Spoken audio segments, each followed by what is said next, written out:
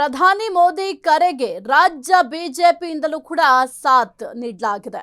ಇನ್ನು ಮೋದಿಯ ಕರೆಯಂತೆ ಬಿಜೆಪಿ ರಾಜ್ಯಾಧ್ಯಕ್ಷ ವಿಜಯೇಂದ್ರ ನಡೆ. ಇನ್ನು ಐಷಾರಾಮಿ ಕಾರ್ ಬಿಟ್ಟು ಮೆಟ್ರೋ ಹತ್ತಿದ ವಿಜಯೇಂದ್ರ.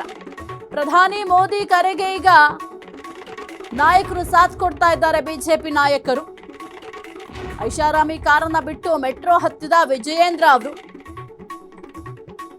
ಪಕ್ಷದ ಸಭೆ ನಿಮಿತ್ತ ಕಾರ್ ಬಿಟ್ಟು ಮೆಟ್ರೋದಲ್ಲಿ ಪ್ರಯಾಣ. ಮೆಜೆಸ್ಟಿಕ್ನಿಂದ ಕೆಂಗೇರಿಯವರೆಗೆ ಮೆಟ್ರೋದಲ್ಲಿ ಪ್ರಯಾಣ. ಕುಂಬಳಗೋಡಿನಲ್ಲಿ ನಡೀತಾ ಇರುವ ಕಾರ್ಯಕ್ರಮ.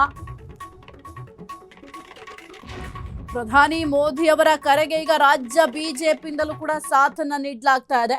ಇನ್ನು ದೃಶ್ಯಾವಳಿಯಲ್ಲಿ ಗಮನಿಸ್ತಾ ಇದ್ದೀರಾ, ಸದ್ಯಕ್ಕೆ ಆ ಒಂದು ಐಷಾರಾಮಿ ಕಾರ್ಗಳೇನಿದ್ದಾವೆ ಅದೆಲ್ಲವನ್ನು ಕೂಡ ಬಿಟ್ಟು ಈಗ ಸದ್ಯಕ್ಕೆ ಮೆಟ್ರೋ ಹತ್ತಿದ್ದಾರೆ ವಿಜಯೇಂದ್ರ ಅವರು. ಆ ಒಂದು ದೃಶ್ಯಾವಳಿಗಳನ್ನು ಕೂಡ ಗಮನಿಸ್ತಾ ಇದ್ದೀರಾ. ಮೆಟ್ರೋದಲ್ಲಿ ಒಂದು ಪೇಪರ್ ಓದುವ ಕೆಲಸ ಕೂಡ ಮಾಡ್ತಾ ಇದ್ದಾರೆ ಇಲ್ಲಿ ಸದ್ಯಕ್ಕೆ.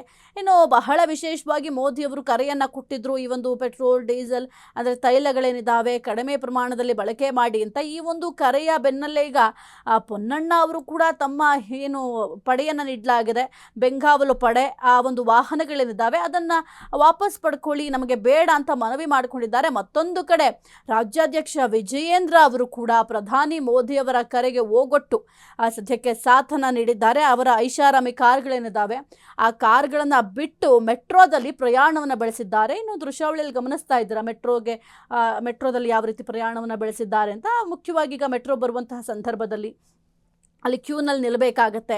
ಆ ಒಂದು ಕ್ಯೂನಲ್ಲಿ ಕೂಡ ನಿಂತಿದ್ದಾರೆ, ಅದನ್ನು ಕೂಡ ಗಮನಿಸ್ತಾ ಇದ್ದೀರಾ. ಇನ್ನು ಮೆಜೆಸ್ಟಿಕ್ನಿಂದ ಕೆಂಗೇರಿಯವರೆಗೆ ಮೆಟ್ರೋದಲ್ಲಿ ಪ್ರಯಾಣವನ್ನು ಬೆಳೆಸಿದ್ದಾರೆ. ಕುಂಬಳಗೋಡಿನಲ್ಲಿ ಒಂದು ಕಾರ್ಯಕ್ರಮ ನಡೀತಾ ಇತ್ತು.